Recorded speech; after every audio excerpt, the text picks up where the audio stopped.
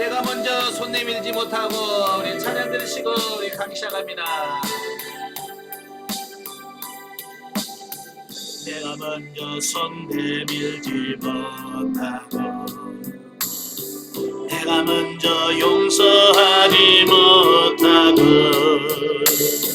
내가 먼저 웃음 주지 못하고 이렇게 머뭇거리고 있네. 그가 먼저 손 내밀기 원했고 그가 먼저 용서하길 원했고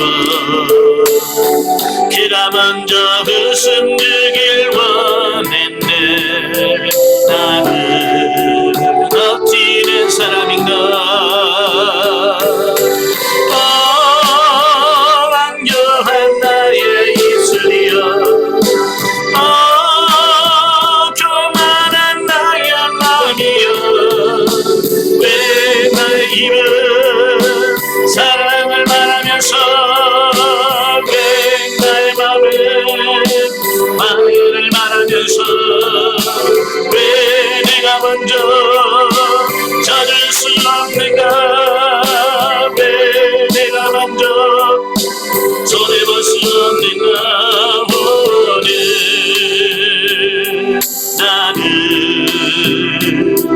오늘 나는 주님 앞에서 몸둘 바모르고 이렇게 느끼며 서있네. 어찌할 수 없는 이 밤을 주님께 맡긴 채로. 아멘. 기도하겠습니다. 은혜로우신 아버지, 오늘 우리를 사랑하셔서 훈련의 장소를 인도하시고 영성적 대인관계 1단계를 같이 나누게 하셔서 감사합니다. 성령께서 우리의 지각을 열어주셔서 알게 하시고 생각나게 하시고 깨닫게 하실 뿐만 아니라 그렇게 사라져지는 귀한 역사가 있도록 우리 하나님 도와주시옵소서. 시종을 주님께 맡겨오며 예수님의 이름으로 감사하며 기도합나이다. 아멘. 네, 이 시간에는 우리 훈련 과정입니다. 훈련 과정 교재 187페이지. 훈련 과정 187페이지를 보시면 제5장 영성적 대인관계가 나오게 됩니다. 자, 우리 한번 종합해 보면, 자, 우리가 영성을 영성하는 데서 크게 4기둥이 있다고 그랬어요. 첫째 기둥은 성령의 구원 사역으로 우리의 영 안에서 이루어지는 일이에요. 그러니까 우리 영이 죽었던 영이 거듭나게 돼. 거듭난 영이 자라고 성장을 해서 예수 그리스도를 닮아가도록 만드는 훈련이 성령의 구원 사역이다. 그래서 영에서 이루어진다고 해서 영의 영성, 신자의 영의 영성이라고 하기도 합니다. 자, 두 번째 기둥은 성령의 은사 사역이라고 할 수 있겠죠. 이 은사 사역은 우리 육체가 하나님의 말씀대로 살 수가 없는 거예요.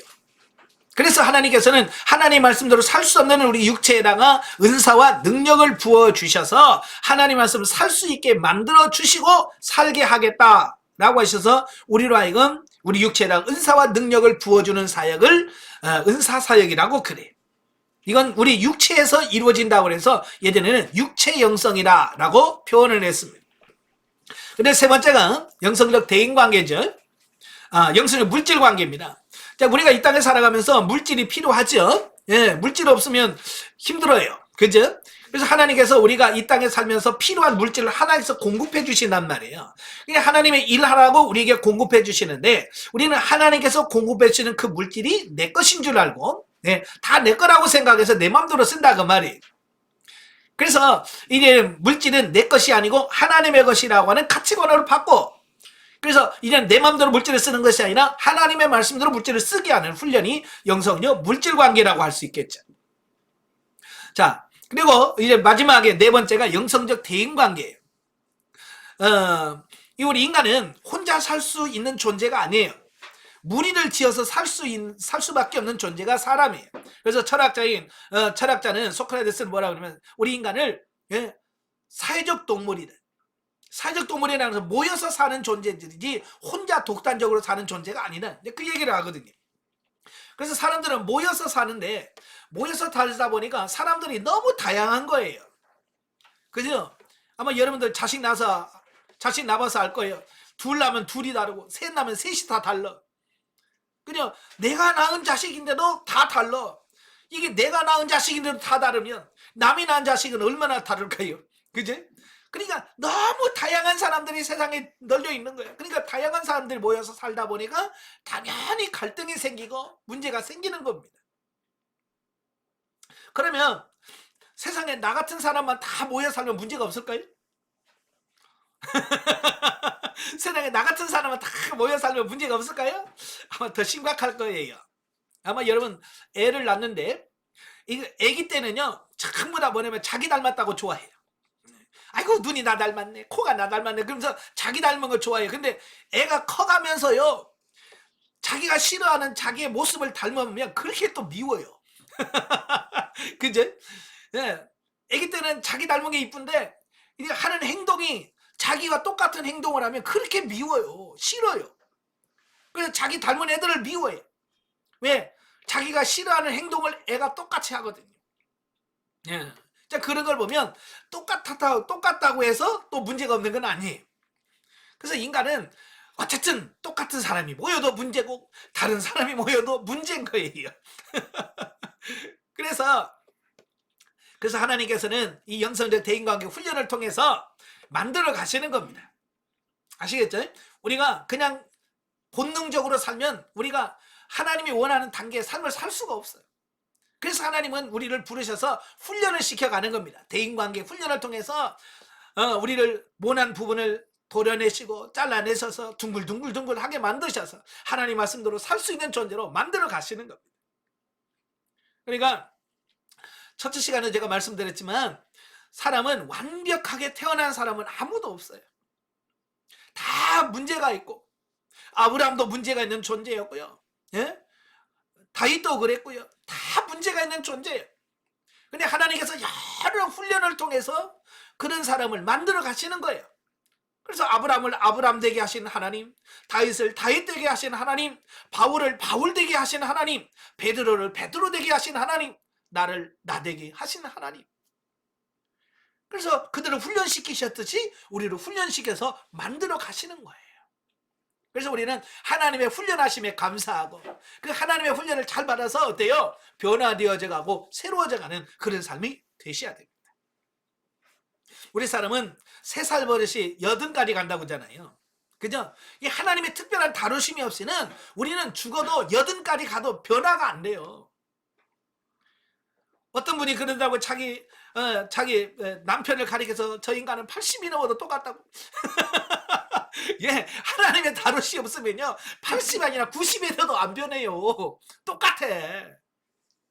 근데 하나님의 다루심, 하나님의 변화가 들어가면 젊어도 바뀌어. 네, 그래서 대인관계 훈련이 그렇게 중요한 거예요. 대인관계를 훈련을 해야 바뀌는 겁니다. 아시겠죠? 이게 훈련 없는 변화 없습니다. 야고보서도 뭐라고 그래? 이런 짐승이나 벌레는 다 길들일 수 있는데 이 인간만큼은 이게 잘 길들여지지 않는데 훈련을 해도 잘 변하지 않는 게 인간이래. 그만큼 인간의 변화가 어려워. 훈련을 해도 변화가 어려운데 안 받으면 얼마나 힘들까요? 그냥 훈련 안 받는 사람은 변화를 거의 생각하지 말아야 돼. 그래서 하나님께서 우리가 영성훈련을 받든 안 받든 하나님은 계속해서 훈련을 시켜. 영성훈련 안 받는다고 대인관계 없는 게 아니에요. 회사에서나 어디서 다 문제가 있어.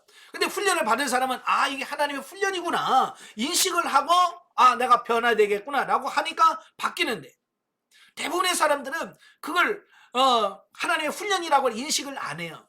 그래서 네가 나를 공격했어? 그럼 나도 해야지. 그래서 그냥 맞받아치는 겁니다. 그러니까 많은 문제가 있지만 영성훈련을 안 받는 사람은 변화가 없어요. 왜? 그걸 훈련이라고 인식을 안 하니까. 그래서 영성훈련 하신 분들은 아 이게 하나님의 훈련이구나. 그래서 훈련인 걸 인식을 하고 하나님 변화시켜 주세요 라고 기도하니까 바뀌어져 가는 겁니다. 여러분도 이 훈련을 통해서 변화되어져 갈 겁니다. 아시겠죠? 자, 영성적 대인관계가 4단계가 있는데 그 중에서 처음 단계를 본능 단계라고 그래요. 본능. 자, 여기서 이제 본능 단계란 그 정의가 나오죠. 자, 본능 단계란 사회생활에서 사람을 대할 때 인간의 본능적인 모습, 즉 감각적이고 자기중심적인 모습이 여과 없이 그대로 나타나거나 또는 사회의 일반적 윤리 개념이 묻어나오는 삶의 단계를 말한다. 그러니까 이 본능이라고 하는 말, 제가 이제 국어사전에 본능이란 말을 찾아봤어요. 이 본능이란 말을 찾아보니까 뭐라고 되어 있냐면 학습이나 경험에 의하지 않고 동물이 세상에 태어나면서부터 이미 갖추고 있는 행동 양식이나 능력을 본능이라고 그래요. 그러니까 막 태어난 동물들이나 사람들, 애기들 보면 누가 가르쳐준 것도 아니잖아요. 근데 태어나면 애기들은 그냥 응애 하고 울어. 누가 뭐 교육을 시켰습니까? 너 나가서 울어야 너 산다. 안 울면 너 죽는다. 누가 가르쳐준 사람도 없어. 그죠? 근데 태어나면 그냥 은혜 울고. 그래서 시켜서 엄마 저 이렇게 물리면 그냥 누구한테 배우지도 않은데 쪽쪽쪽쪽 빨아먹어. 왜? 그래야 그게 본능이거든요. 누가 배우지도 않았는데도 불구하고 그냥 태어나면서 자연적으로 갖고 나오는 어떤 그런 성향, 성품, 양식, 이걸 본능이라고 그래요. 가장 기본적인 본능이 뭐냐면 보호 본능. 보호 본능이고 생존 본능입니다. 여러분, 이 자기가 자기를 지키려고 하는 본성은요, 모든 짐승이 다 똑같아. 제가 산부인과 의사가 그 이야기하는 걸 들었어요. 그게 뭐냐면 낙태 반대 운동을 하시는 그 산부인과 그 의사가 그런 얘기를 해요. 우리는 그 태중에는 아예 그냥 그 뭐라고 낙태하는 걸 쉽게 생각하는데 그렇지 않더라는 거예요. 그러니까 그 자궁에 있는 그 아이 생명 있잖아요. 아니 제대로 갖추지도 않는 그 아이를 낙태하려고 병원에 가서 그 아이를 낙태하는 기계를 집어넣으면 그 자궁에 있는 그 아이가 피한다는 거예요. 그 생명이 지가 뭐 한다고. 태어나지도 않은 그 아이가 그 자궁 속에서 기계가 들어가면 그걸 피한다는 거야. 요리조리 막 피한다는 거예요. 그걸 보면서 자기를 지키고 생존하려고 하는 본능이 얼마나 강한지, 그 아직 정상적으로 자라지 않은 그 생명도 자기를 지키려고 하는, 그만큼 보호 본능이 강한 거예요. 예. 자, 그러면 자, 우리도 마찬가지죠. 훈련을 해서 말하는 본능은 뭘까? 우리가 이제 1단계를 본능 단계라고 그랬잖아요. 이 본능 단계라고 하는 게 뭐냐면 우리가 살면서 하나님이나 우리 인간의 영, 하나님이나 영을 인식하지 못하고 의식하기 이전에 살았던 그 삶을 계속해서 살아가는 어떤 이런 삶을 본능 단계라고 그러는 거예요. 쉽게 말하면 내가 예를 들어서 내가 20살에 예수를 믿었어요. 근데 예수를 믿는데 삶의 방식이 1살 때부터 20살까지 살았던 그 생활 방식을 그대로 가지고 신앙생활하는 걸, 이걸 본능 단계 삶이다라고 보시면 돼요. 그러니까 예수 믿기 전에 삶을 그대로 답습하는 겁니다. 그래서 제가 강의하면서 그랬잖아요. 예? 본능 단계에 사는 사람은 예수 믿는 사람이나 안 믿는 사람이나 거의 차이가 없다. 주일날 성경책 끼고 교회 가는 거 빼고는 차이가 없어. 그러니까 주일날 성경책 끼고 하면 저 사람이 교회 다니는 사람이었어. 이제 그렇게 알지. 그렇지 않으면 나 교회 다녀 말 안 하면 정말 저 사람이 교회 다니는 사람인지 안 믿는 사람인지 구분이 안 가. 왜? 본능 단계에 있기 때문에 이 차이가 없어. 차이가. 여러분 어때요? 얼마나 많이 차이 납니까? 생활 속에서 얼마나 차이 나요? 시장 가서 물건값 깎으려고 여리저리 해서 깎으려고 그렇게 하는 건 예수 믿는 사람이나 똑같고 안 믿는 사람 똑같잖아요. 그죠? 과일 가게 가서 더 좋은 거 고르려고 이리 고르고 저리 고르고 그거 똑같고요. 그죠? 나는 안 한다 손 들어봐요. 저도 그러고 있더라고요. 저도 과일 가게 가면 그 좋은 거 큰 거 고르고 있는 내 모습을 보면서 이게 본능이야 이게. 그냥 과일 가게 주인이 이거 그냥 몇 개요? 뭐 예를 들어서 10개 10,000원이요. 그럼 주세요. 10개 주세요. 그래야 되는데 주인이 주는 대로 가져와야 되는데 우리는 뭐요? 콩그 고르고 있어 이렇게. 뒤적뒤적이야. 저 밑에 있는 거 고르고 있는 내 모습을 보면서, 야, 이거 예수 믿고 목사로 영성훈련 받아도 이거 본능이라는 게 얘가 이거 참, 예? 그런 거야. 그만큼 이 본능이라는 게 무서운 거예요. 그래서 어때요? 나를 좋아하는 사람은 나도 막 같이 좋아해요. 막 헤헤헤 하면서 좋아해요. 근데 문제가 뭐냐?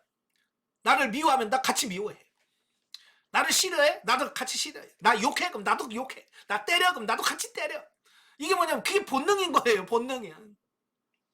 권사라고 좀 낫습니까? 누가 권사 욕해봐. 여러분 권사라고 여러분 욕해봐요. 여러분 어때요? 하나님의 말씀으로 아멘 그래요. 하나님 욕 듣게 하셔서 감사합니다. 이런 사람 손 들어봐요. 어떤 인간이 나를 욕해? 나와봐. 똑같다니까. 예수 안 믿는 사람이나 똑같아. 이게 뭐냐면 다 본능의 지배를 받고 있기 때문에 그런 거예요. 그래 이게. 그래서 우리도 그렇게 살면 안 되는구나. 내가 예수 믿는 사람답게 정말 영성하는 사람답게 내 삶이 변화되고 내 삶이 새로워지지 않으면 그렇게 삶을 살다가 그렇게 갈 수밖에 없겠구나. 자, 본래 인간은 태어나 성장하면서 육체가 발육되고 감정과 이성이 발전해 가는데 이런 것은 모두 본능적이고 일반적인 토양에서 형성된다. 이것에 주의를 기울여야 된다라고 말씀합니다. 제가 자라는 말을 많이 했죠. 예, 자라는 말을 많이 했는데 이 자라고 하는 게 뭐냐? 이건 사람이 태어나면서부터 경험을 통해 터득된 자인식, 자의식을 말한다. 그러니까 사람이 태어나면서 많은 경험을 하고 자라는 거죠. 예, 부모로부터 형제들 간에 또 친척들 간에 친구들 간에 여러 경험들을 통해서 자기가 나름대로의 삶의 방식을 정해놓은 거예요. 이렇게 사는 거구나 라고 자기만의 정해놓은 어떤 틀이 있어요. 그걸 자아라고 말해요. 그걸 보통 뭐라고 말하냐면 나라고 생각합니다. 나. 예. 그래서 스스로 이게 나라고 생각해요. 그래서 나는 원래 성질이 더러워. 나는 성질이 급해. 나는 원래 이래. 라고 하는 거 있잖아요. 그게 뭐냐? 다 자아예요. 형성되어진 자기만의 어떤 그런 자의식, 자인식을 이걸 자아라고 그러는 거예요. 보통 사람들은 이 자아를 가지고 형성이 되어 있고 그 자아를 가지고 자아에 의해서 살아가는 겁니다. 아시겠죠? 그래서 나는 아니야. 나는 자아로 안 살아. 여러분 자아로 안 사는 사람은 지금 없어요. 다 자아로 사는 거예요. 저도 태어나서 자라면서 형성된 자아로 사는 겁니다. 근데 육신의 자아가 있고 영의 자아가 있어요. 보통 이제 본능 단계는 육신의 자아로 살아가는 거예요. 육신의 자아. 근데 이제 훈련을 통해서 이 육신의 자아를 하나님께서 파쇄하고 깨트리시고 영의 자아, 이제 중생한 영이 자라면서 영이 하나님을 경험하고 체험하면서 자기 나름대로 또 영의 가치관, 자아가 또 형성이 돼요. 그죠? 그러니까 예를 들어서 예수 믿기 전에는 기도가 뭔지도 모르잖아요. 그죠? 그 자아에는 기도라는 자체가 없어. 왜? 기도를 해본 적이 없기 때문에. 근데 예수를 믿어. 예수를 믿으면서 이제 기도하니까 하나님 응답 주시네? 라고 하는 자아가 새로 형성되죠. 그게 이제 새 자아예요. 예.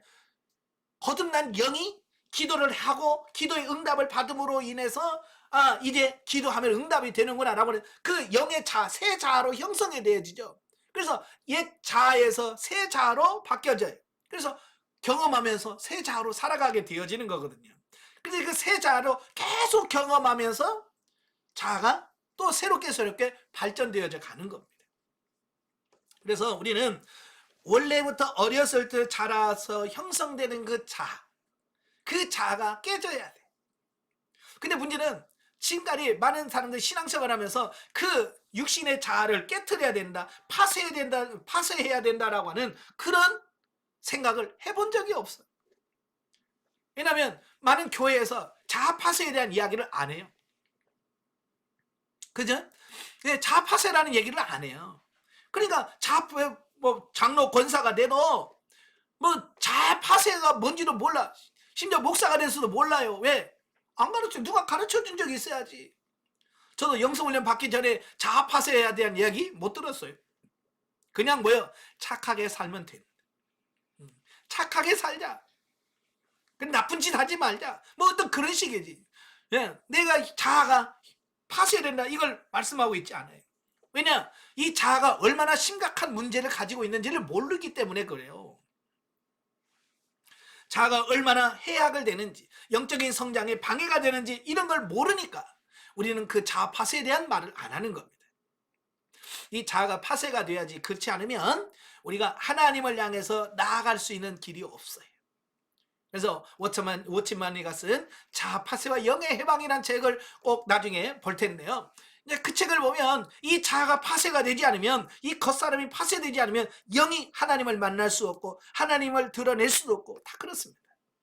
그게 심각한 문제예요. 그래서 자아가 파쇄되기 위해서 기도하시길 바라요. 자, 많은 그리스도인들이 일반 윤리적인 토양 위에서 형성된 가치관으로 신앙생활을 하고 있기 때문에 신앙생활을 불충족되는 삶의 부분을 채움받기 위한 수단이나 방편으로 인식하고 있기 때문에 신앙의 본질적인 부분에는 관심이 없더라. 자, 오늘날 많은 사람들이 왜 예수 믿어? 왜 기도해? 라고 물으면 대부분이 말해요. 문제 해결하려고 기도해. 내가 왜 예수 믿어? 그냥 평안을 얻으려고. 그냥 교회 나가면 평안하더라고. 라고 하는 어떤 영혼의 진리가 문제가 아니라, 예? 어떤 본능적인, 불안한 사람이 교회 가면 편안해져. 그러니까 나는 평안하려고 교회 가. 라고 하는 자기 육신의 어떤 불충족된 부분을 체험받기 위해서 신앙생활 하는 경우가 많습니다. 제가요, 벌써 한 6년, 7년 전에 제가 깜짝 놀란 게 있어요. 그게 뭐냐면, 저희 노예 시찰 목사님들이 모여서 등산을 하자. 그래서 시찰 목사님들이 모여서 저기 경기도 포천에 좌우에 가면 산정호수라는 데가 있어요. 옛날 김일성 별장이 있다고 해서 유명한 곳인데, 거기에 이제 등산을 갔어요. 그래서 건강한 목사님들은 막 산에 등산하는데, 저 같은 경우는 이제, 무릎이 시원찮으니까, 못 가고, 하여간 올라가는 데까지 올라가다가 그냥 우리는 내려옵시다. 그래서 이제 연세 드신 목사님하고 몸이 좀 불편하신 분들은 그냥 뒤따라서 천천히 올라가다가 이제, 1시간, 한 3, 40분 올라가다가, 아이고, 쉬었다 갑시다. 그래서 이제 그 앉았다가 내려오는데 옆에 보니까 절간이 있어요. 네. 절이 있더라고, 절. 그래서 심심해서 그 절간에 들어가 봤어요. 내려다가 뭐 아직 올라간 사람 내려오려면 시간 멀었고, 그러니까 그 절간에 들어갔는데, 절간에 가니까 기와장이 쫙 이렇게 쌓여 있는 거예요.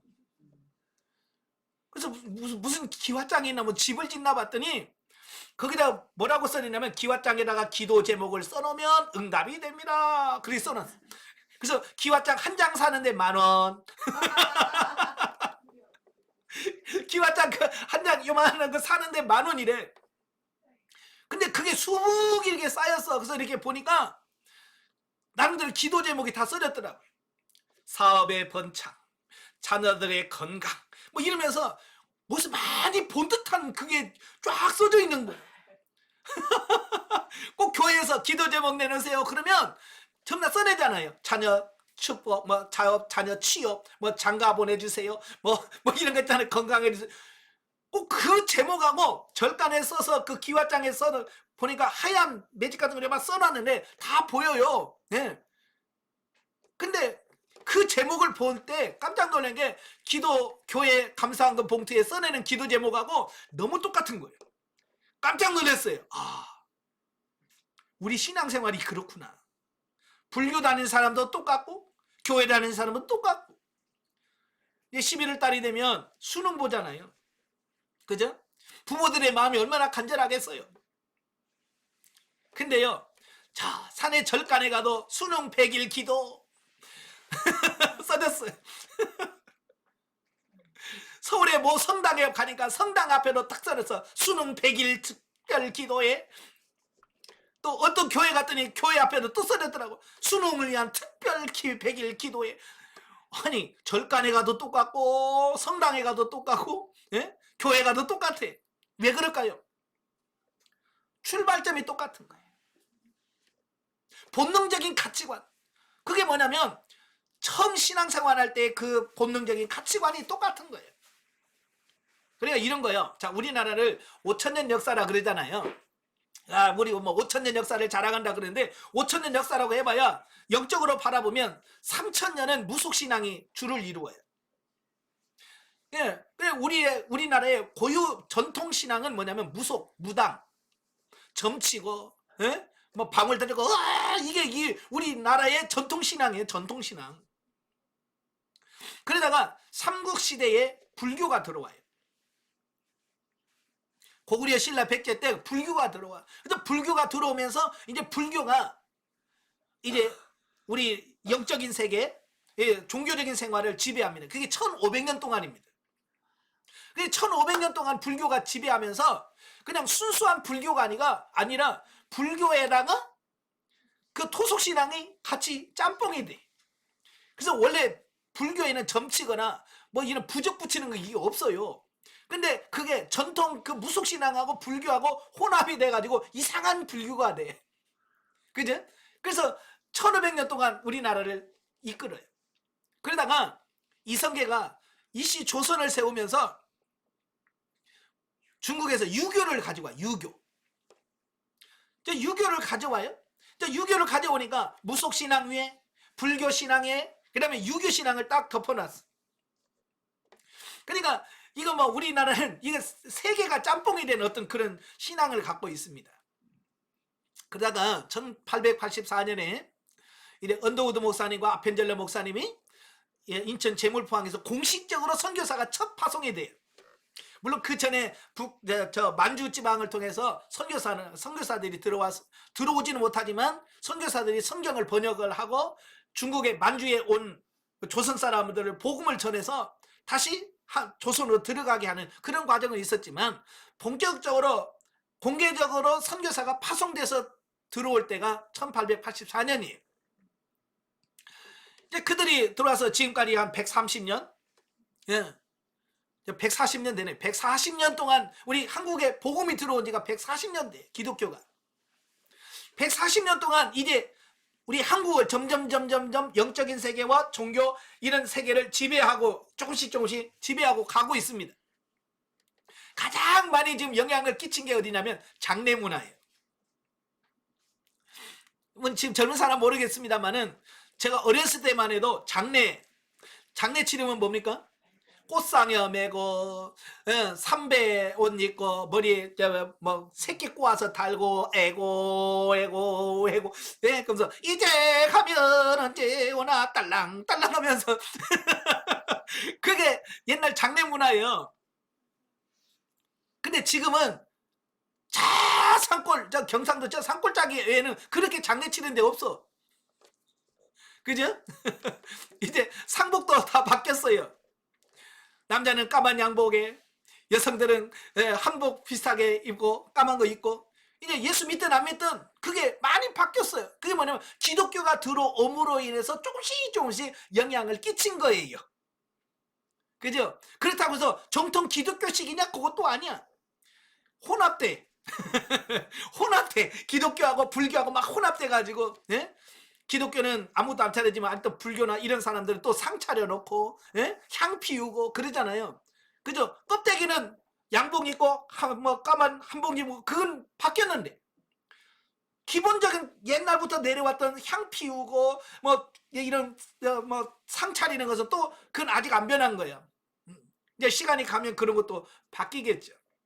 이렇게 조금씩 바뀌어가는 겁니다. 이게 바뀌어져 가는 거예요. 그런데 아직 그 근본적으로 보면 교회 다닌다고 하면서도 그 예수 불교 다니는 사람이나 천주교 다니는 사람이나 그 기본적으로 신앙적인 부분 그 뭐요? 문제 해결하는 거 그건 똑같은 거예요. 이런 부분에서 우리가 벗어나야 돼. 신앙의 본질은 그런 게 아니라는 거예요. 몸이 아픈데 기도해가지고 건강 얻고 사업을 어떻게 기도해가지고 사업을 축복을 받고 이런 게 아니라 신앙의 본질적인 모습은 뭐예요? 거기 나오잖아요. 영혼의 문제란 말이에요. 영이 정말 구원받느냐 못 받느냐. 그 다음에 성령님과 얼마나 원활한 교통이 이루어지냐. 이게 진짜 신앙생활이잖아요. 그죠? 그 다음에 성도의 영적인 교제 이런 거에서 관심을 가져야 되는데 이런 데로 관심을 갖는 교회가 어디 있어요? 교회라고 맨날 모여서 기도합시다. 여러분, 교회 건축합시다. 건축해야 복 받습니다. 그래서 외형적인 어떤 이런 거나 하고 그걸 놓고 기도하고 그게 마치 진짜 복 받은 것처럼 착각하면서 사는 거예요. 이게 본능적인 삶을 살고 있는 모습이라는 말이에요. 아시겠죠? 이게 진짜 무지한 거예요. 저도 그렇게 속아왔었고 여러분도 그렇게 속아왔었잖아요. 이제 영성을 열때 눈을 조금 열어보니까 아이고 내가 그렇게 속아왔구나. 그래서 이제 그걸 바꿔 가셔야 돼. 자, 바꾸려면 어떻게 해야 되느냐? 넘겨서 188페이지. 본능 단계에 있는 사람의 선결과제. 이 1단계에 있는 사람의 선결과제는 뭐냐? 첫째, 본능적인 가치관의 지배를 받고 있는 자신을 발견해라. 아, 내가 이렇게 본능의 지배를 받고 이렇게 살아왔구나 라고 하는 인정하라는 겁니다. 인정해라. 그러니까 사람은 누구나 인간의 본능적인 모습을 가지고 신앙생활을 한다. 그러니까 변화돼 가지고 교회 온 사람은 없어요. 그냥 세상에서 똑같이 살다가 어느 날 교회 등록해서 교회 나가기 시작한 거죠. 그죠? 예? 완전히 변화돼 가지고 온 사람 어디 있어요? 여러분 가끔 교회에서 그래요. 예? 술 먹고 교회 오지 마. 술 끊고 와. 예? 담배 피워 오지 마. 담배 끊고 와. 이런단 말이에요. 아니 어떻게 그런 말은 오지 말라는 말과 똑같은 말이거든요. 그렇잖아요. 담배 펴도 와. 술 먹어도 와. 예, 처음에는 똑같잖아요. 그렇지만 예수 믿고 믿음이 자라면서 아 이게 문제가 있구나. 그래서 술을 끊어야 되겠구나 해서 신앙생활을 하다 보면 영이 성장하다 보면 자연적으로 술을 끊게 되고 담배를 끊게 되고 죄를 끊게 되고 그래서 변화되는 거잖아요. 그죠? 그러니까 모든 사람들이 이렇게 올 때는 환영을 해야 돼. 근데 문제는 뭐냐면 10년 되고 20년이 돼도 안 변한 게 이게 문제죠. 그죠? 교회 처음 날 때 술 먹고 와도 괜찮아. 근데 심지어 장로가 돼도 술 먹고 와. 권사가 돼도 술 먹고 오고 담배 피고 그래. 그런 문제가 있는 거예요, 이건. 벗어나야 되는데 못 벗어나는 거예요. 그래서 신앙생활을 막 시작하는 사람이나 신앙생활을 20년, 30년 한 사람이나 이 본능적인 모습으로 사는 거 똑같아. 똑같아. 화나면 똑같이 화내고, 예? 싫으면 싫은 티 팍팍 내고, 미우면 미워해버리고, 이제 그러면 산단 말이에요. 여러분의 교회는 그러지 않겠죠? 어느 권사님이 저한테 와가지고 그래요. 자기 교회는 문제래. 그래서 뭐냐 그랬더니 재직하고 막 그럴 때, 예? 자기 말 안 들으면 막 책가방 던진대. 야! 그러면서 성경 책가방 막 던지고 난리래. 그러면서 무슨 교회가 그래요 그래. 왜? 본능의 지배를 받고 있기 때문에 그래. 본능의 지배. 제가 두 번째 전도사로 교육전에서도 심의했던 것이 의정부에 있는 교회예요. 그 교회 장로님하고 권사님은요. 회의만 하면 난리나. 그 방에 들어가서 권사님들하고 장로님이 얘기하면 밖에서 가니 막 네가 저거 막 그러면서 막 그 싸우는 소리 막 밖에까지 다 들려. 야 정말로 야 이거 진짜 저게 진짜 목사 장로들 권사들이 모여서 할 저게 회의냐? 할 만큼 그렇게 보는 모습 보면서 너무 안타까운 거예요. 와 왜? 근데 이제서 이해가 돼. 아 장로 권사라도 본능의 지배를 받고 본능의 삶을 살고 있기 때문에 저럴 수밖에 없었구나. 이제 이해가 돼. 그때는 그게 이해가 안 됐거든요. 왜 그럴까? 여러분도 마찬가지예요. 본능의 지배를 받으면 똑같습니다. 뭐 목사라고 다른 거 있어요? 본능의 지배를 받으면 똑같아요. 예. 다만 사람에 따라서 그 본능적인 모습의 차이만 조금씩 있을 뿐이에요. 그죠? 권사라도 조금 순한 권사가 있고 악질 권사가 있고 그죠? 목사도 선한 조금 좋은 목사가 있고 조금 악한 목사가 있을 뿐이지 똑같아. 거기서 비슷비슷해. 그냥 그놈이 그놈이고 그 인간이 그 인간이야. 별반 차이가 없어. 왜? 본능의 지배를 받고 있는 게 비슷하기 때문에 그런 거예요. 정도 차이만 있을 뿐이에요. 그러므로 누구든지 신앙생활의 초보 단계에 있는 사람은 자신이 본능적으로 혹은 육신의 욕망을 따라 살고 있다는 사실을 겸허한 마음으로 받아들이고 인정해야 돼. 나는 아니야. 그런 사람은 가망성이 없어요. 변화될 가능성은 없어요. 나도 내가 그렇게 살았구나. 이걸 인정을 하고 그걸 놓고 하나님 주님 내가 이렇게 살았네요. 그러면서 나는 몰랐어요 라고 인정하면서부터 변화는 출발한다는 거예요. 아시겠죠? 예, 인정하는 것이 제일 중요해요. 그래서 사도 바울은 그 디모데후서 3장 1절부터 5절에 말세에 육신적으로 본능적으로 사는 삶의 모습이 어떠냐 이걸 20가지로 얘기를 해요. 그게 뭐냐?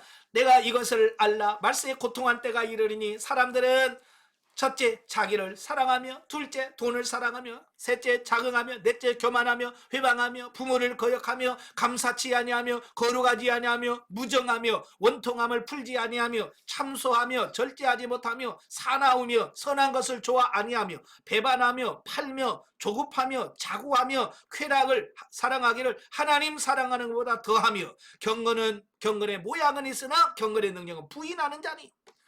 이게 본능적인 사람의 모습이에요. 여기서 나는 이렇게 안 살아. 손 들어봐. 자신에게 나는 이렇게 안 살아 라고 말하는 사람 누가 있어요? 왜? 다 우리는 본능으로 살고 있기 때문에 그래.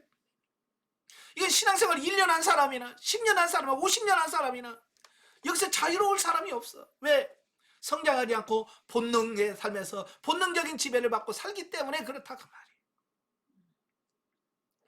그래서 어때요? 내가 잘되고 내 자식, 내 가족이 잘되고 복받기를 원하는 것은 모두 육신적이고 본능적인 가치관에서 기인하는 것이라고 할 수 있다. 그래서 이 단계에 있는 사람들은 물론 기도를 해도 나와 내 가정의 육신적인 축복과 안녕을 위한 기도 외에는 더 이상 할 수가 없다.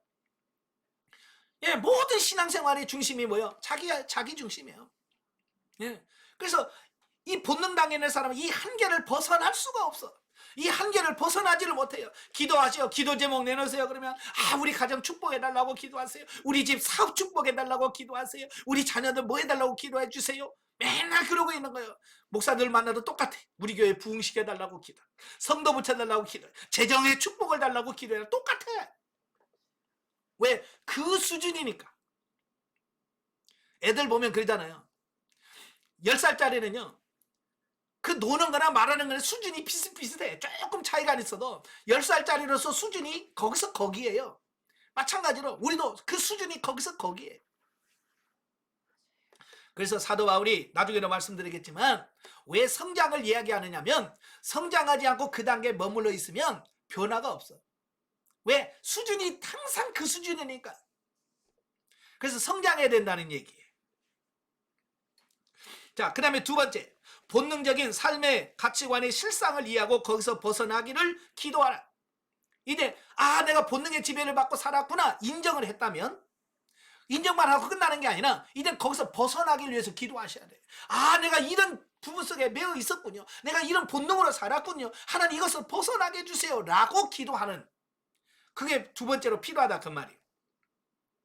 자, 본능 단계에 있는 사람의 특징이 뭐냐? 본능 단계에 있는 사람들의 생각과 말 속에는 항상 불신과 불평, 원망 등이 많은 부분을 차지하고 있어서 진리가 머무를 수가 없다. 이 신앙이 이 본능으로 가까운 사람일수록 입술에 늘 불평, 불만, 원망이 꽉 차 있어요. 교회에서도 그래요. 예, 좀 이야기하다 보면요, 집사 권사님이라도 그냥 맨날 입에서 불평이, 그냥 우리 교회에 대한 불평, 목회자에 대한 불평, 그냥 남편에 대한 불평, 이런 것들을 막 입에 달고 살아. 그 말은 무슨 말이에요? 나는 본능이에요 라고 나팔 불고 있는 거예요. 예. 그렇기 때문에 그러한 사람은 쉽게 악한 영의 지배를 받아서 행동하게 된다. 예, 여러분, 제가 예전에 축사 사역 하면서 경험할 때 보면 그래요. 귀신 너 언제 들어왔어? 그러잖아요. 그러면 언제 들어왔다고 얘기를 해요. 나 언제 들어왔어? 그런데 그때가 대부분 언제냐면 화낼 때, 분노에 찰 때, 이 분노라는 그걸 통해서 사단이 쑥 들어와요. 그 다음에 남 미워할 때, 그 다음에 갑자기 어떤 충격에서 낙심하고 깊이 어쩌면 낙심해 있을 때, 그때 그 그걸 통해서 들어오는 겁니다. 마치 이런 겁니다. 여러분 여름에 보면 똥파리들이 많이 날라오죠. 얘 파리들이 왜 날라옵니까? 냄새나고 먹을 게 있으니까 오는 거 아니에요. 그죠? 밥상에 보면 파리가 계속 와. 왜? 먹을 게 많으니까. 그러니까 우리가 왜 하고 쫓잖아요. 쫓으면 금방 가. 났다가 또 와. 왜? 먹을 게 있으니까. 그러니까 잔뜩 먹을 거 싸놓고 이렇게 해봐야 파리가 계속 날라오죠. 그 파리가 안 날라오게 하는 방법이 있어요. 싹 치워버리는 거. 깨끗하게 치워버리면 파리가 문 열어놓고 오세요. 우리 집에 파리 오세요. 그래도 안 와. 왜? 먹을 게 없는데 왜 가? 왜 사단이 우리 들으냐면 우리 안에 이 사단의 먹이 밥이 많아. 혈기 내지요. 화 내지요. 분노 확 내지요. 미워하죠. 그러니까 사단이 먹을 만한 먹이들이 많아. 그러니까 사단이 쑥쑥 들어오는 겁니다. 왜? 먹을 게 많으니까. 근데 사람들은 그걸 몰라요. 여러분 우리 안에 귀신들이 들락날락해요. 여러분 안에도 귀신이 들락날락해요. 왜? 먹을 것이 많으니까.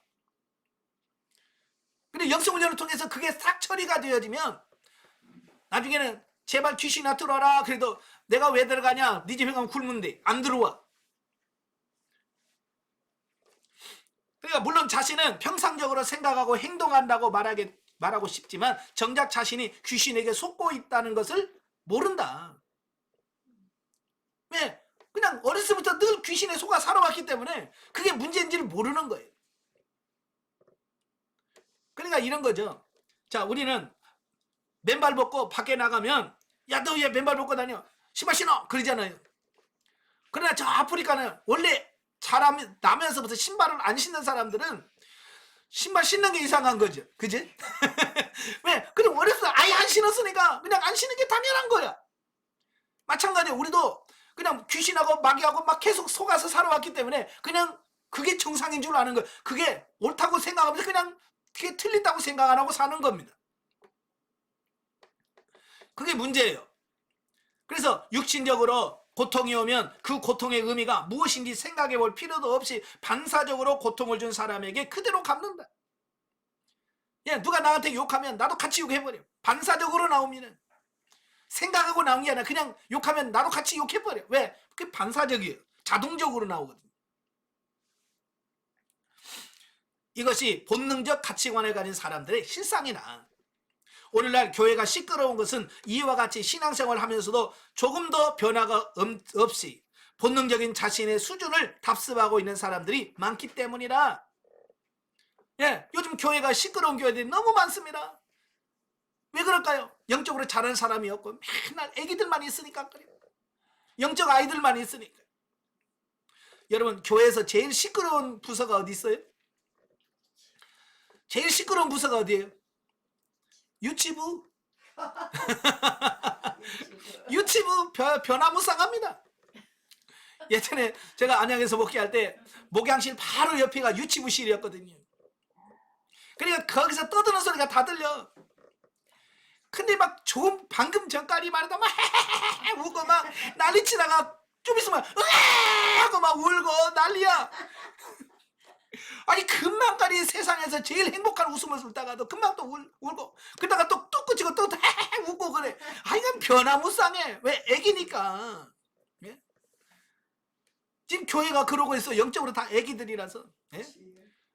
좀 은혜 받고 그냥 막 그래가지고 세상에 제일 좋은 신앙생활 잘하는 것 좀 하다가 조금 어려움이 있으면 푹 끓여가지고 세상에서 가장 비참한 사람처럼 또 그렇게 산다면 왜? 어리니까 그럴 수밖에 없는 거예요. 자, 그리고 그 밑에 나오죠. 괜히 수근거리는데 귀가 솔깃해지고. 그러니까 아이고 집사가 이 집사가 그랬대. 김 집사가 지금 뭐 남 얘기하면 그게 그렇게 귀가 솔깃해진단 말이에요. 왜? 내 본성이 그게 끌려. 또 남을 비난하는 모임에 내 마음에 끌리고 또 그렇게 남을 비방하고 나면 왠지 야릇한 쾌감을 느끼지는 않는지. 혹시 여러분 이런 생각 이런 거 없으세요? 응? 친구들이나 집사님 모여가지고 막 교회 씹으면 맛있어요? 맛없어요?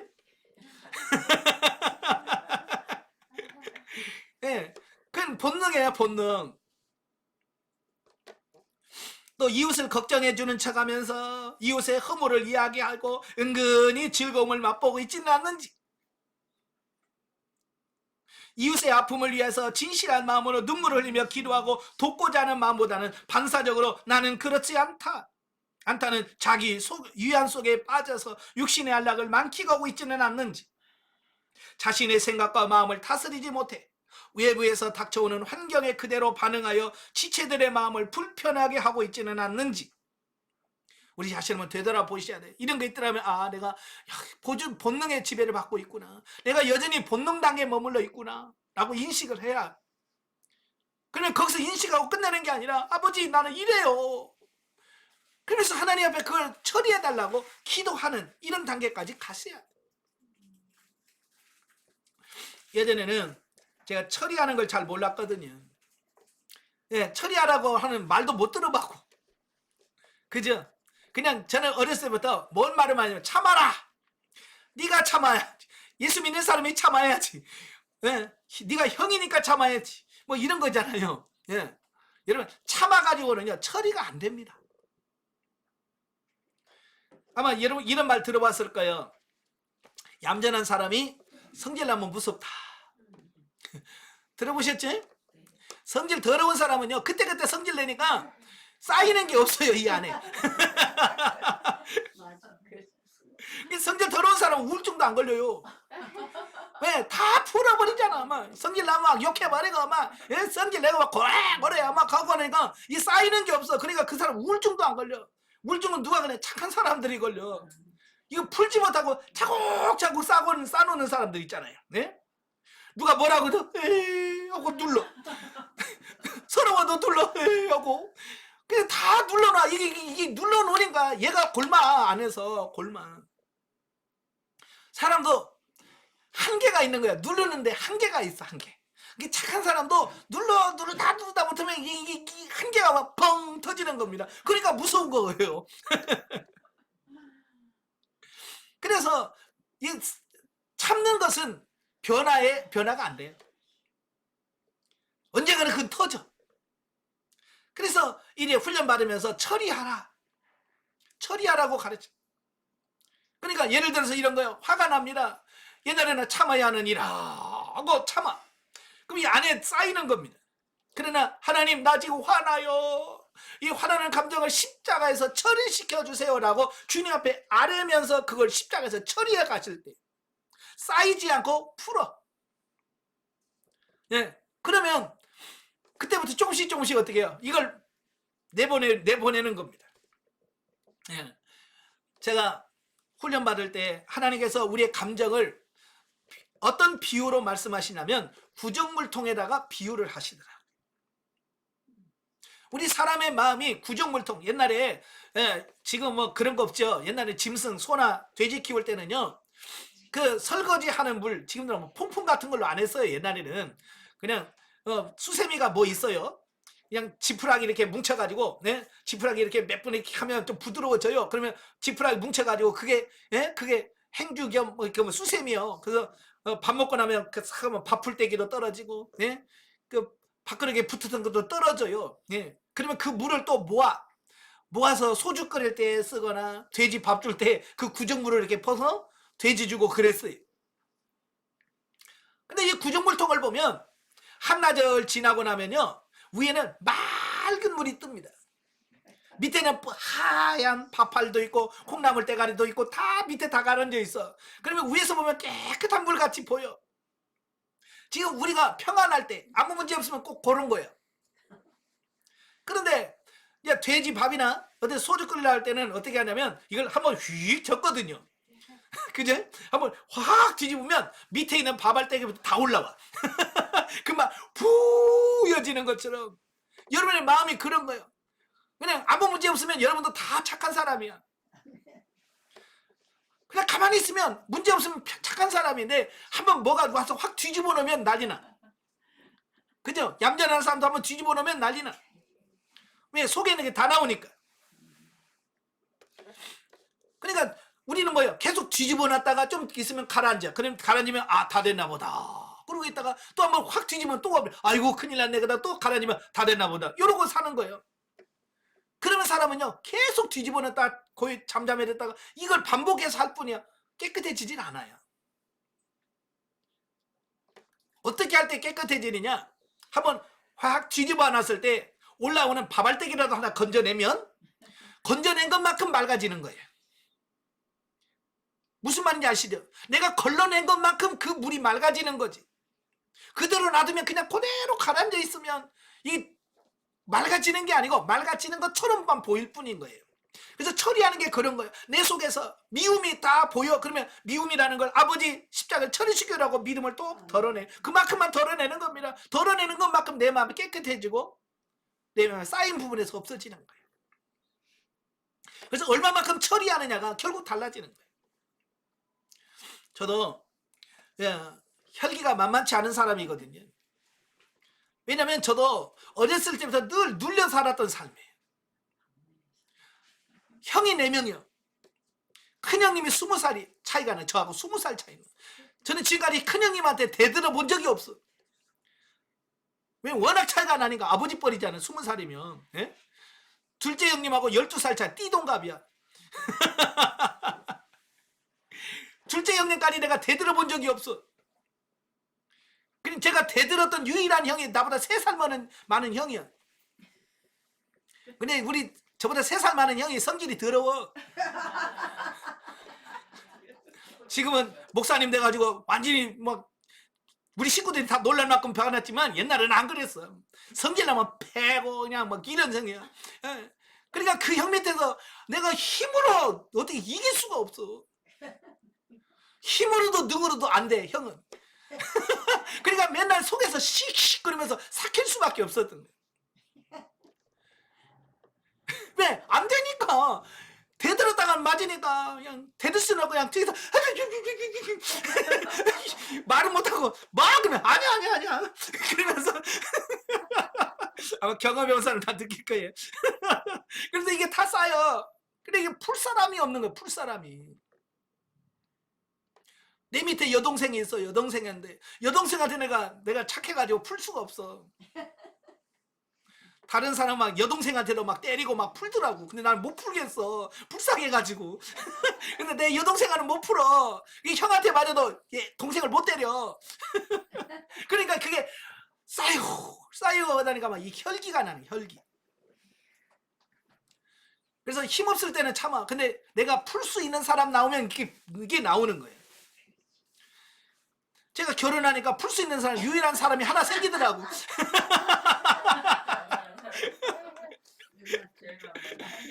만만한 게 안 해. 집사람밖에 없어. 풀 사람이. 그러니까 교회에서 성질나면 집에 와가지고 아이씨 그러면서 집사람한테 풀고 좀 또 있으니까 또 풀 대상이 또 생겼네.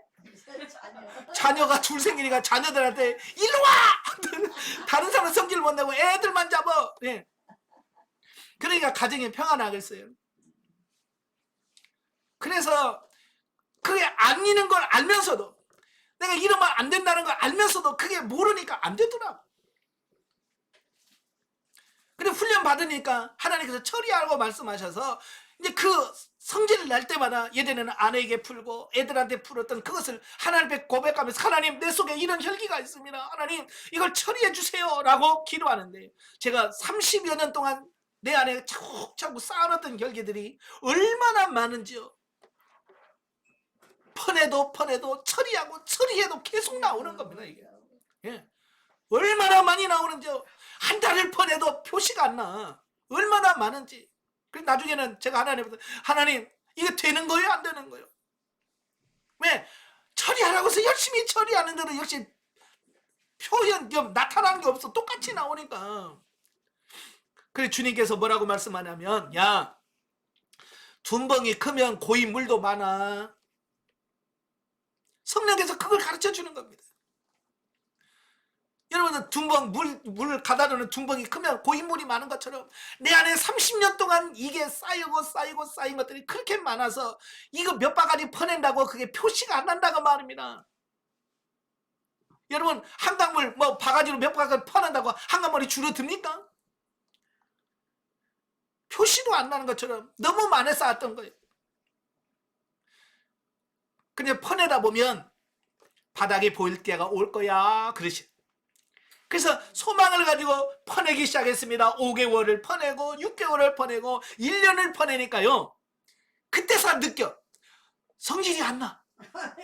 그전에는 누가 건들지 않아도 성질 났는데 1년을 퍼내다 보니까 내가 느끼는 게 뭐냐면 옛날 같으면 성질 나야 되는데 얘들 이 정도면 화내야 되는데 근데 안 나고 있는 내 모습을 보면서 이게 좀 많이 뭐 퍼내졌나 보다. 여리고 넘어가니까 이제 확연하게 드러나기 시작했어요. 그러니까 훈련받고 1년 되니까 이게 확연히 돼요. 지리 단계 들어가니까요. 이제 화를 내야 되는데 화가 안 나는 데까지 하나님 경험시켜 주셨어요. 분명히 화를 내야 돼. 이 상황에는 화를 내야 돼서 하나님 이거 화를 내야 되는데 왜 화가 안 나와요? 옛날에는 가만히 있어도 화났는데 이런 화를 내야 되는 대로 화가 안 나. 하나님 그걸 경험시켜 주셨어요. 여러분도 퍼내시길 바래요. 네, 처리를 하셔야 돼요. 그래서 십자가에서 계속 처리해요. 그래서 하나님은 우리가 훈련받으면서 1차 처리, 1차 감정 처리, 가난 1-4, 5단계에서 1차 감정 처리예요. 그때 감정을 처리해요. 그 다음에 가난 2-4, 5대 2차 감정 처리. 그때도 가만히 있으면 막 부글부글 끓어서 올라와. 예? 짜증이나 막 올라오고. 그게 뭐예요? 너 이런 거 있으니까 빨리 처리해라고 하나님께서 드러내시는 거거든요. 그러니까 그럴 때 나는 왜 이렇게 짜증나는지 몰라 그러지 말고 내 안에 이렇게 짜증나는 게 있구나. 주여 십자가에서 처리시켜 주세요라고 빨리빨리 그런 부분을 올려드리면서 처리하셔야 돼요. 아시겠죠? 얼마나 많이 처리하느냐. 처리해도 여러분 표시가 없다는 것은 그만큼 많다는 것을 말하고 있어요. 아시겠죠? 그래서 아무리 큰 둔봉도 퍼내면 바닥이 보입니다. 제가 어렸을 때 보면 심심하니까 애들하고 이제 매운탕 끓여 먹자고 이 둔봉에 가요. 둔봉으로 가면 이제 물고기들이 있어요. 미꾸라지도 있고 막 송사리도 있고 그래요. 그러면 이제 위에서 내려오는 물을 막아요. 막아서 논 쪽으로 이렇게 방향을 틀어놔. 그럼 물이 안 흐르죠? 그럼 이제 밑에서 이제 막 고무신 벗어가지고 막 벗고, 예? 뭐 찌그러진 양은 뭐 냄비 같은 거 막 갖다가 막 푸고 막 그래요. 그러면 한참 퍼내면요. 물이 다 나가면 이제 물고기들이 요만한 쪼만 이게 거의 이렇게 물고기들이 바글바글해요. 예. 큰 둔벙에서는 미꾸라지 못 잡아요. 예. 근데 물이 없이 물이 조금 남았을 때는 주워요. 물고기를 주는다고. 예. 바닥이 보일 때가 올 거예요. 그때까지 퍼내셔야 돼요. 아시겠죠? 끊임없이. 자, 반면에 본능적 단계 대인관계에 머물러 있는 사람은 그러한 자신을 보는 눈이 없기 때문에 자신의 부끄러움도 모르고 본능적으로 생각하고 행동하게 되는 것이다. 왜? 보는 눈이 없기 때문에 그래요. 그러나 문제의 핵심은 그 문제에 있는 것이 아니라 문제를 바로 알고 깨달아 그 수준에서 벗어나기를 위하여 기도하는 데 있다. 이제 발견하는 게 중요한 것이 아니라 발견되면 바로바로 즉시 처리하는 기도가 필요하다. 아멘. 네, 처리하셔야 돼. 그래서 성령님의 처리하심에 자신을 내맡기고 그분 앞에서 진실해질 때 이미 성령님께서 자기 속에서 일하고 있다는 것을 발견하게 될 것이다. 아멘. 예. 자, 그래서 이 성장에도 본능이라고 하는 게 있어요. 예. 제가 얼마 전에 어느 권사님을 만났어요. 근데 권사님이 이런 얘기를 해요. 자기는 친정 엄마하고 이렇게 대화하고 하면 너무 힘들다는 거예요. 친정 엄마가 자기를 그렇게 괴롭힌다는 거예요. 힘들게 한다는 거예요. 그래서 제가 뭐라고 했냐면 그래요. 그러면 친정 엄마라고 생각하지 말고 그냥 시어머니라고 생각해라. 왜냐면 여러분 이제 여성분들이 많으니까 보통 보면 여성분들이 가장 친하고 허물이 없고 가까이 할 수 있는 게 누구냐? 친정 엄마거든요. 그죠? 그래서 다른 사람한테 못할 말을 친정 엄마한테 해요. 그러니까 너무 친하다 보니까 가슴 아픈 이야기도 그냥 펑펑 해야 돼. 왜? 너무 친하니까. 그죠? 다른 사람이라면 전혀 못할 얘기를 해야 돼. 그러다 보니까 서로가 상처를 받아. 그러니까 친정엄마들이 보통 딸하고 얘기를 하면 속 터져. 막 속이 아프대. 네. 자기를 무시하는 것 같고 막 막말하는 것 같고 막 그러니까 근데 왜 그러냐? 딸의 입장에서는 엄마가 그렇게 편하거든. 이게 본능이거든요. 그러니까 그냥 막 해대는 거예요. 그 본능이기 때문에 그래요. 그랬을 때 이래 친정엄마를 그냥 친정엄마라고 생각하지 말고 교회 권사님이다라고 가치관을 바꾸는 겁니다. 그래서 교회 권사님한테 대하듯이 친정엄마 대하봐요. 그러면 단계가 틀려져요. 대하는 태도가 달라져요. 이걸 객관화하는 작업이라고 해요. 예. 자, 그래서 이렇게 서로 이렇게 생각을 바꿔야 되는데 본능의 지배를 받다 보니까 여전히 엄마니까, 내 딸이니까, 내 아들이니까, 그래서 본능으로 대하니까 변화가 안 나타나는 거예요. 아시겠죠? 그래서 여러분도 마찬가지예요. 내 자녀지만 그냥 내 자녀로만 대하지 말고 하나님이 내게 맡기신 영혼으로 보아요. 친정엄마지만 그냥 친정어른마로만 보지 말고 하나님으로 인식을 하고 죽게 하듯이 부모님, 친정엄마한테 대해보세요. 시어머니도 마찬가지고. 예? 나는 이렇게 시어머니가 어려운지 몰라. 그러지만 말고 그걸 바꿔가세요. 주님이다, 하나님이다 생각하시고 시어머니든 친정엄마든 교회 누구든 그렇게 죽게 하듯이 섬겨가는 이런 객관화 작업을 해가실 때 변화가 나타나게 됩니다. 예. 그러니까 자녀도 마찬가지예요. 내 자식이라고 생각하니까 참 함부로 되어지고 막 화도 내고 그러잖아요. 그죠? 남의 자식한테 그렇게 화낼까요? 남의 자식 대하듯이 내 자식 대합니까? 그렇지 않거든요. 남의 자식은 정말로 철저하게 잘 대해집니다. 화나도 화냅니다. 때리고 싶어도 못 때립니다. 근데 내 자식은 그냥 화내고 때리고 싶을 때 마음대로 때려. 그러니까 이게 안 되는 거예요. 이게 본능의 지배를 받고 있기 때문에 그런 거예요. 그래서 이걸 빨리 인정을 하고 이래 아내를 대하는 태도, 남편을 대하는 태도, 자녀를 대하는 태도, 친정엄마에 대한 태도 이런 걸 바꿔갈 수 있어야 돼요. 아시겠죠? 그러니까 어렸을 때는 이게 안 돼요. 예, 어린 사람은 그렇게 얘기를 해도 어떻게 그게 가능해요? 그런단 말이에요. 그래서 188페이지 보면 본능 단계에서의 선결 과정 넘겨서 190페이지 이 속히 윤리 단계로 나아가자. 네, 이 말이 무슨 말이냐면요, 성장하지 않고 어린 사람한테 아무리 얘기해봐야 못 알아먹는다 그 말이에요. 아마 여러분 애기들한테 얘기해보면 말이 통하던가요? 얼마 전에 제가 TV를 잠깐 보는데 뭘 봤냐면 결혼지옥인가? 무슨 그런 프로가 있더라고요. 오은영 박사 나와가지고 뭐 결혼지옥이라고 해서 결혼해서 부부 사이에 막 갈등이 있는 그 가정들의 문제를 이렇게 보여주면서 풀어가는 그런 프로그램이 있어요. 한번 그거 좀 봐요. 내가 보니까 아 이건 좀 보면 좋겠다라고 하는 프로더라고요. 거기서 남편은 밤만 되면 술 먹고 들어오는 남편이. 예. 그러니까 이 부인이 쌍둥이 14개월 된 쌍둥이를 키워. 그러니까 이 부인이 막 얼마나 힘들겠어요. 예? 남편은 안 도와주지. 애기들은 말도 안 듣지. 그러니까 야 밖에 나가자. 그래서 옷 입자. 그런데 애들이 뭐 그 말을 알아들어요? 옷 갈아입는데 뭐 옷 갈아입을 수 있다고 막 하고 막 그래요. 그러니까 엄마가 우는 거야. 막 두번이면서 야 좀 나 좀 도와주라. 그 애기한테 14개월 된 애기한테 야 너 좀 나 좀 도와주라. 근데 걔가 뭘 알아들어야지.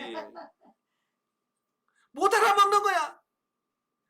그러니까 그 엄마가 네가 나 좀 도와주라. 그러다가 네가 무슨 뭘 알겠냐. 그러면서 서러워서 울고 있더라고. 그러니까 그 애기들한테 아무리 자기 마음을 이야기해 야 엄마 힘들어 좀 내 말 좀 들어. 근데 그 아이가 들어먹냐고요. 어리면 못 알아먹어. 영적으로 어리면 하나님의 말씀도 못 알아먹고 하나님께서 하는 이런 것도 못 알아먹어. 그러니까 여러분도 아마 여러분 애들 키우면서 많이 해봤던 말이에요. 너 언제 크냐? 안 해본 사람 손 들어봐. 애 키우는 엄마 중에서 너 언제 크냐? 안 해본 사람. 다 해봤을 거예요. 왜? 말기도 못 알아듣지, 뭐도 안 듣지. 그러니까 아이고 빨리 커야지. 에? 근데요, 그런 아이들도 크니까 어때요? 다 알아듣잖아요. 그냥 영적인 부분도 마찬가지예요. 이 본능 단계, 이 대인관계에서 본능 단계는 아무리 얘기를 해도 못 알아먹어. 이 본능 단계 사람은요, 그건 아무리 얘기해도 못 알아먹어. 그러니까 결국은 이 교제도 속히 윤리 단계로 나아가자. 이거 빨리 커야지. 그 얘기거든, 이 말이. 네? 빨리 커서 윤리 단계 들어가야 이 말 이해하지. 이 단계의 사람은 아무리 얘기해도 못 알아먹는다, 그 얘기거든요. 저도 해보니까 그러더라고요. 상담을 해도 초기 단계는 사람들이요, 말해도 못 알아먹어.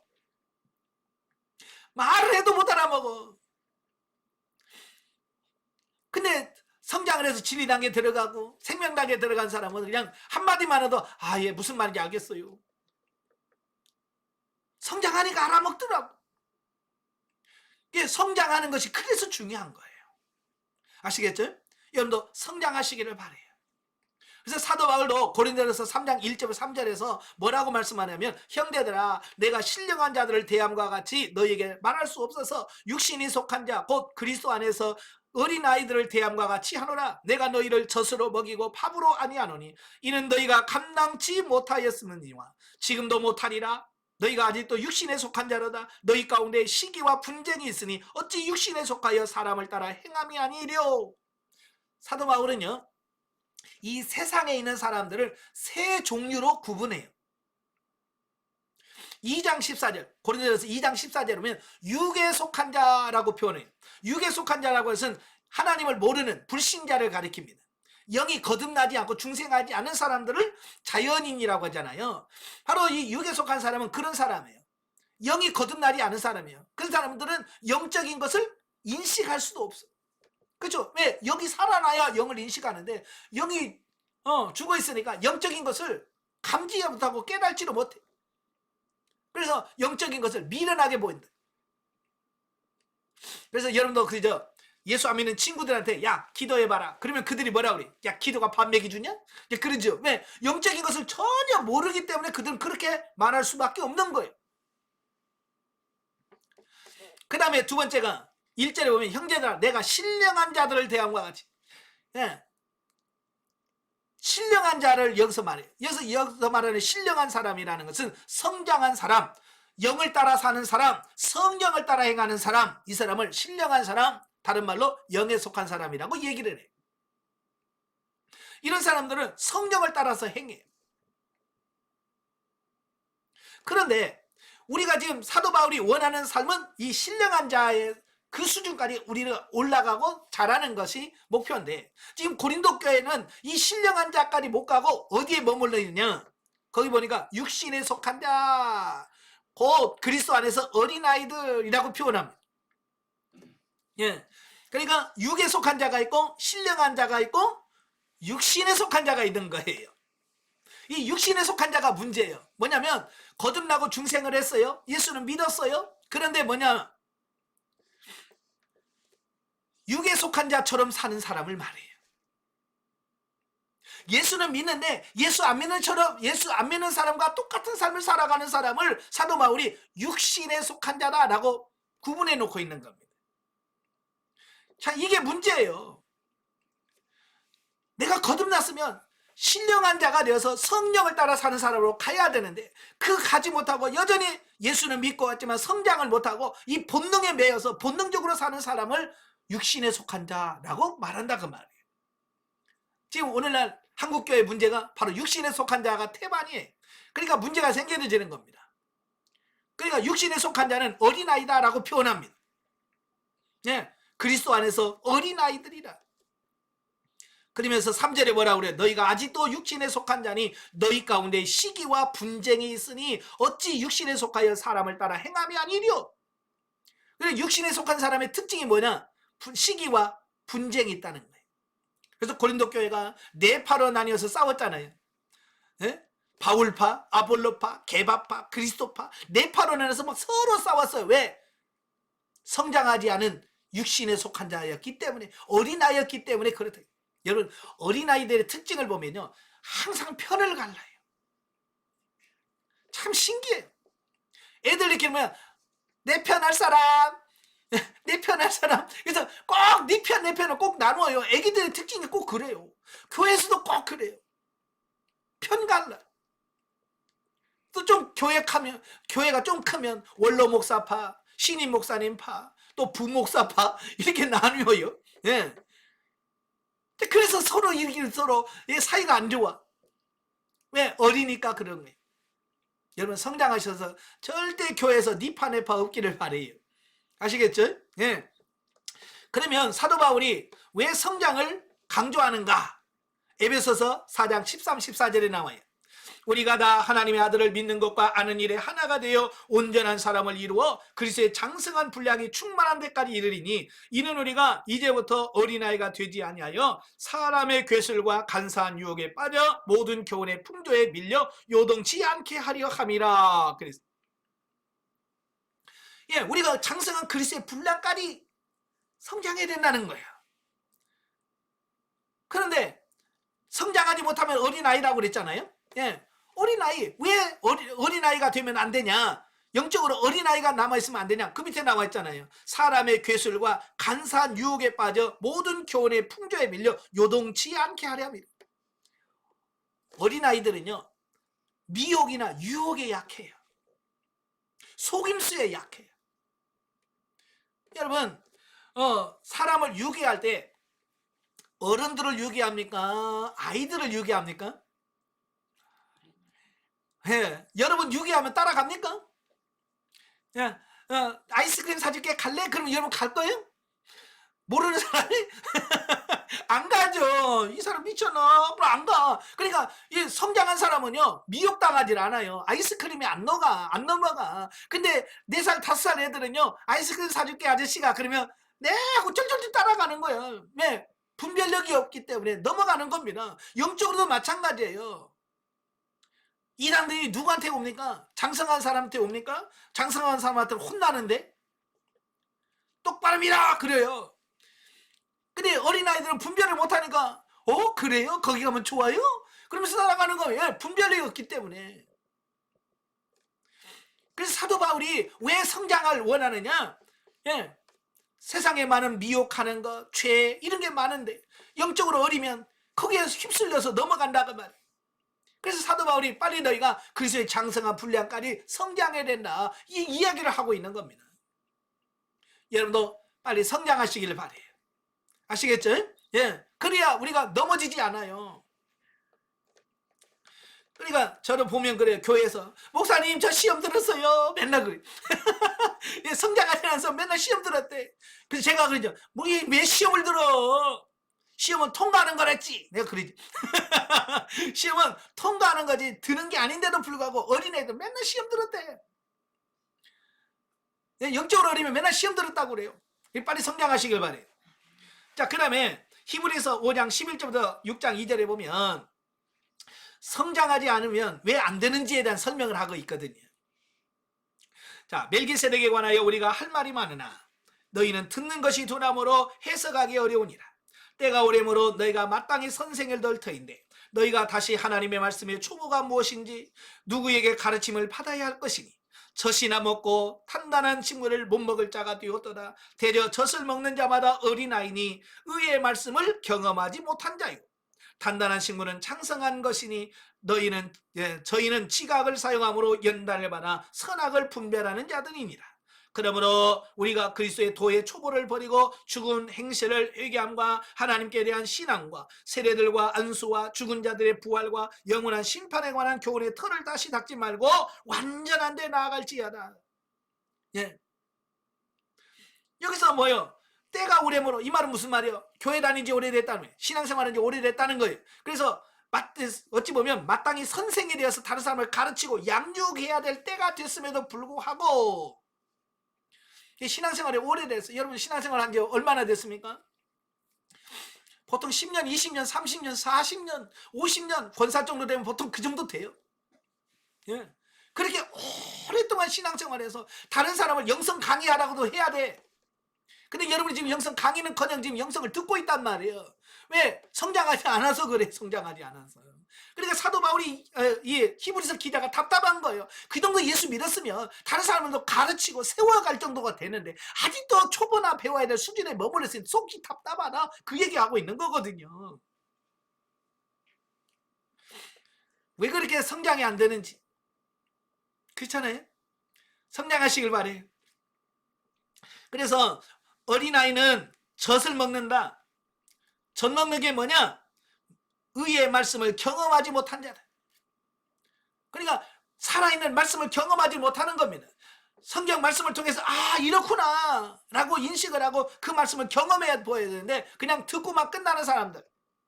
이건 젖 먹는 사람이에요. 그러나 장성한 사람, 단단한 신구는 뭐냐? 장성한 자의 것인데 저희는 지각을 사용함으로 이 지각은 뭐 영적 지각을 말합니다. 영적 지각을 통해서 사용함으로 연단을 받아. 연단은 뭡니까? 훈련. 하나님의 특별한 다루심. 이 다루심을 통해서 선악을 분별하는 자들이다. 여기서 선악이라는 착한 것과 악한 것 그뿐만 아니라 영적인 것과 육적인 것을 구분할 수 있는, 분별할 수 있는 수준까지를 말합니다. 아시겠죠? 그래서 장성해야 죽고 썩을 것이 뭔지, 생명이 뭔지 분별하게 돼서 그런 삶을 살 수가 있습니다. 그래서 성장하라고 말씀하고 있는 겁니다. 자, 그 밑에 대인관계가 하나님께서 원하시는 진정한 국면에 들어가려면 그의 진리의 법에 따라서 우리의 못된 자아가 깨어지고, 제일 중요한 게 뭐예요? 못된 자아가 깨져야 됩니다. 내가 어렸을부터 가지고 있던 그런 부분들을 깨트려야 돼요. 근데 많은 사람은 저는요 원래부터 이렇게 살았거든요. 그거 내려놓지 않으면, 그게 깨지지 않으면 옛날처럼 그대로 살아가는 겁니다. 예. 그래서 가끔 보면 목사님요 저는요 원래 이렇게 살았어요. 계속 그걸 강조해요. 그러니까 변화가 없는 거지. 원래부터 그렇게 살았다면 그걸 내려놓고 변화되어야지. 못된 자아가 깨어지고 하나님께서 예비하신 각가지 환경을 통해서 처리하심을 받아서 점차 영혼이 하나님이 원하시는 거룩한 인격으로 변화를 받고 실제적인 영성적 삶이 사라질 때 가능하다라고 하는 겁니다. 예, 빨리 성장하셔야 돼요. 제가 유치부 교사를 참 많이 했어요. 유치부를 많이 가르쳤는데 그 아이들 보면서 그래요. 자, 기도합시다. 아이들에게 기도하면서 기도하면 눈 뜨면 돼요? 안 돼요? 안 돼요! 그래요. 눈 뜨지 말고 기도해요. 자, 그러면서 유치부 애들 기도합니다. 그래서 예수님으로 기도합니다. 아멘. 그러면요. 말 안 해도 목사님! 왜? 얘 눈 떴어요.